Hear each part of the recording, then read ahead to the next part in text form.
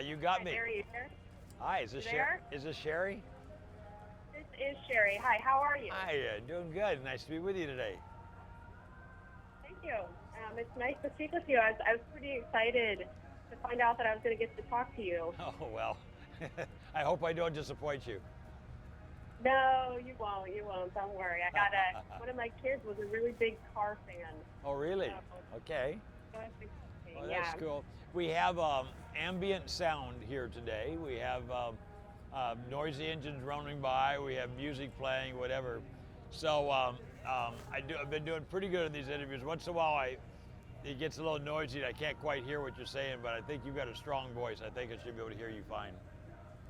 Okay, good. Great. Sounds good. Yeah. Okay. Well, I'll start by asking how and when your passion for cars developed. Well, I really didn't have a choice. I was born in Southern California just as the car hobby was beginning. The GIs came back from World War II. They had a lot of knowledge about engines and aerodynamics, and they started applying them to their cars, specifically their 32 Fords.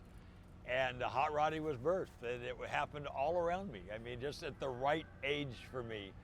So, I mean, I saw the cars cruising down the streets. We had car shows all around, and the combination of that, of course, my family business is car wax, and not just generic car wax, but Meguiar's car wax, which is from when my grandfather started the business in 1901, was preoccupied with creating what we call a show car perfect paint finish. So basically, in fact, the only people who buy car wax anymore are car guys. If you're not a car guy, you don't even hardly wax your car anymore. But if you are a car guy, you wax your car like every day. You just want it perfect all the time. So that's our audience. So the combination of my business and my natural inclination for loving cars kind of just went together. And so I've had a lifetime of never working. I mean, I just had a blast. I hang out with car guys in my family, in my business. At all the events, we sponsor 9,000 car shows, Meguiar's across the United States, and another 3,000 outside the United States. So I go to every kind of car show, from Volkswagen shows to Ferrari shows to you name it, and we are there. And so I have a very unique perspective in the car hobby. I know most of the car builders and most of the show organizers and all that. But having said all that, I go back to hot rodding specifically. It is patently coming from Southern California. That's where it was birthed there, right around me. And so I've been able to be a part of hot rodding from its very first days to now. And I quite frankly, it's kind of funny, Sherry, for me to look back when hot rodders were really demonized as criminals back in the early days, right? They were racing on the streets. There was no other place to race, but now, I mean, they started creating drag strips, and now drag racing is one of the great American sports.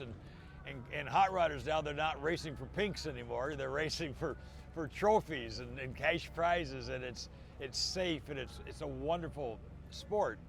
But the 32 has been integral to all that, and now hot rodders are now seen as among our most patriotic citizens. So you have all that taking place, and to go from the criminalization of hot rods and the 32 Ford to having our U.S. government, the U.S. postal system, affirm and really applaud hot rodding can you appreciate what I've seen in my lifetime for that whole thing to come to where it is today, and to be allowed the privilege of coming here and help the postal system actually launch the stamp today has been one of the great privileges of my life. It's been really special.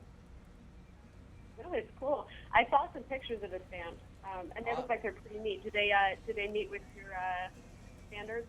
Well, yeah, and how.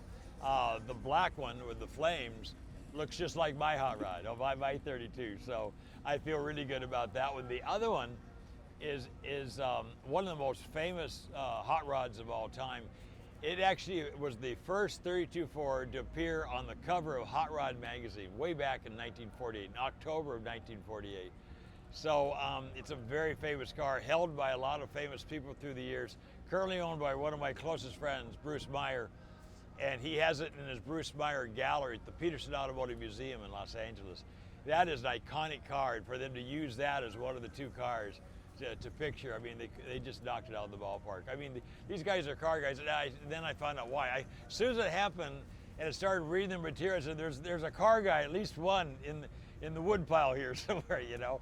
I find out our Postmaster General, Patrick Donahoe, is a car guy, a lifelong car guy, and had so many great cars. And then a lot of postal employees and management people who are here today with their hot rods. And so they're speaking from the passion of their heart. They're here because they love hot rods.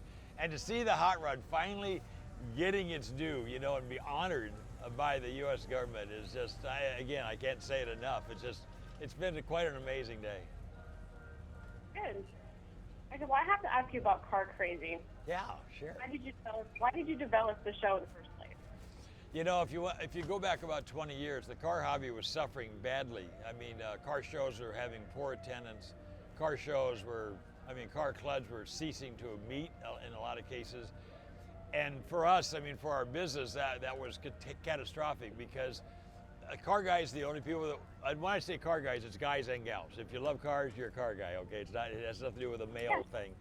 And I say there's no such thing as car girls. You know, there's no distinction. It's the ultimate compliment I can give to a gal is to tell her she's a car guy. That means she's equal in my world. And so it's car guy. I don't want to be male chauvinist here, but you know, it just is worked so well.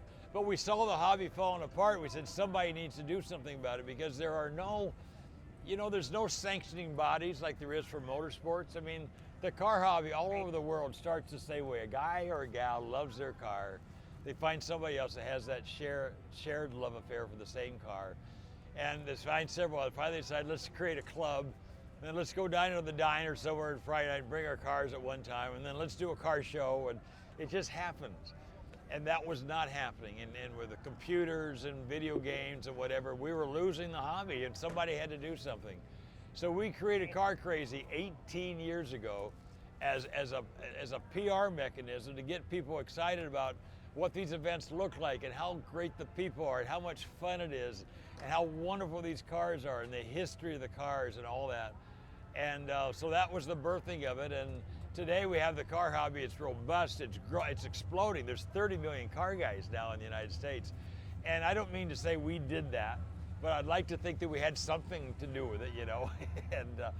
and it's been great fun. And you know, there's a lot of car shows on. Most of them are about the cars, if not all of them, except ours. Ours is not about the cars. If you watch our Car Crazy television shows, they're about the people and their emotional connection with cars. And it's that passion. And of course, I have that passion. I can dial in pretty quickly. But when people watch our show, they get excited about it, say, those are cool cars and great people. And I think I'm going to go to a car show, and I want to get in on that. And so, you know, it's a community. Here we're celebrating cars, but the community and the family affair that's going on, there's a lot of folks here that don't see each other but once a year. And they're seeing their kids growing up for another year and whatever. There's these get-togethers, and it's the community of the car hobby, and particularly hot rodders, is so incredibly special. And so when I get excited on my show for doing what I do, more than selling car wax, I mean, I don't even think about selling car wax. So I want to grow the hobby. But even more importantly than that, I think that we're doing something great for mankind, because car guys are the best. They're generous, they're kind, they're giving, they love their families. And I often say, if there were more car guys, there'd be less wars. You know, I think we're doing something for mankind in our own unique little way, and I'm having an awful lot of fun doing it. Good. No, it is fun. It is fun. I've been to a bunch of different car shows myself, and they do seem like they're going to be nice. Good for you. Good for you. Yeah, and you sense that when you walk on the field of a car show, you can immediately feel that this is not a passive thing. There's a passion and a warmth in every car show that it really can't be explained. You have to experience it. Do you have a favorite experience from your show? Was there a person that really stuck in your mind? Any one person on the show? Yeah, anybody in particular? Any place that you went that was particularly memorable? You know, there's been somebody special. A 12-year-old kid came up to me, and he was with his dad, and he was talking about working on the car with his dad and how much fun he was having. And I said, well, I was interviewing him, you know. I said, so, doesn't your dad discipline you and make you chores? He says, oh yeah. He says, it's like Dr. Jekyll and Mr. Hyde. He says, when I have to do my studies, but when we're working on cars together, we're buddies. And you know, it's so hard to keep an adolescent today on track with all the, I mean, there's so many negative influences. But when you get your son or daughter, and I have a granddaughter who's a car guy, and so I'm talking about both guys and gals. But when you have your adolescent and you get them working on a car, tell them when you turn 16, this is going to be your car, and you end up having a grand excuse to spend hundreds of hours with your adolescent. And yeah, you may have arguments and discipline problems or whatever, but you have this constant event that takes place where you're just working on the car. When you're working on the car, you can talk about God, you can talk about values, you can talk about dating, you can all these things, but it keeps that relationship more than anything else. Parents are trying to find a way to connect with their adolescents, and I don't know of another thing that allows us to do that so easily than the building of a car with our teenagers. So that one was special to me. Good. I've only got about a minute left here, but I wanted to ask you real quickly about this, about your ministry. I know you almost died a few years ago, and that kind of changed your perspective on things. Can you talk a little bit about your what you did with that? Yeah, well, God gave me, created a special virus for me, put me in the hospital for about 2.5 weeks. I was at Pebble Beach, of all places. I mean, God, you can't be taking me away from Pebble Beach. But he did, and I was there for 2.5 weeks. I was in a coma for a week, and without going into long detail, and I don't want to get preachy, but God really spoke to me there, and I'd really felt impressed years before that I should start a ministry. I like to love on people, you might have noticed that, and I do it. I think Christians should love on people, not be condemning people. Jesus said, they'll know you're my disciples by your love. And we just need to love on people and stop all this saying you're going to hell and you're doing all this bad stuff. Just show love. And so we do that with our TV show, and it's just telling Christians we need to start loving on people and be a more positive influence in society. So we have a ministry called Revival Outside the Walls that we started, and it's all about telling Christians, stop being so mean, stop being so judgmental and intolerant, and start loving on people. And I do that. I've done it for 40 years. I'm trying to encourage other people to do that, and to honor God, to know we're honoring God when we do that. I love it. Okay, I'm with you on that all the way. Thank you. All right. Well, I've run out of time, so I'm going to have to shucks. Go. Okay. Thank you so much for your time. It was such a pleasure talking to you. Thank you, Sherry. Great to be with you, and God bless you, okay? Oh, you too. Thanks so much, Barry. All right. Bye. Bye-bye. All right, and we should be clear.